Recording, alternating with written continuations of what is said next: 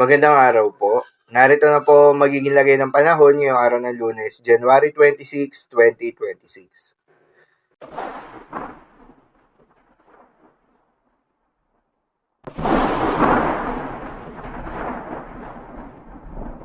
Sa kasalukuyan na tayong sa pag-asa, patuloy na umiiral itong shear line o yung banggaan ng malamig at mainit na hangin at nakakaapekto sa may eastern section ng Visayas at Mindanao. Dahil dito ay asahan yung maulap na kalangitan na may kalat-kalat na mga pagulan at isolated thunderstorms. Habang northeast monsoon o hangin amihan ang patuloy namang nakakaapekto sa buong bahagi ng Luzon at nalalabing bahagi ng Visayas. Dahil dito ay asahan naman yung maulap na kalangitan na may kasamang mahihina hanggang sa katamtaman ng mga pagulan. At sa nalalabing bahagi pa ng ating bansa ay asahan naman yung bahagyang maulap hanggang sa maulap na kalangitan na may kalat-kalat na mga pagulan o thunderstorms, na dulot naman ng mga localized thunderstorms.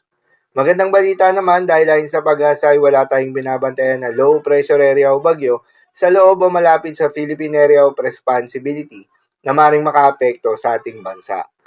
Para naman sa magiging lagay ng panahon ngayong araw ng Lunes, dahil nga sa epekto nitong shear line, asahan sa Caraga, Eastern Visayas, Central Visayas, Sorsogon, Masbate, Camiguin at Misamis Oriental ang maulap na kalangitan na may kalat-kalat ng mga pagulan at isolated thunderstorms.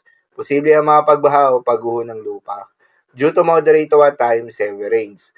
Habang sa Cagayan Valley, nalalabing bahagi ng Visayas, nalalabing bahagi ng Bicol Region, Apayao, Kalinga, Mountain Province, Ifugao, Aurora, Quezon, Oriental Mindoro, Marinduque at Romblon ay asahan naman yung maulap na kalangitan na may kasamang mahihinang pagulan na dulot ng northeast monsoon.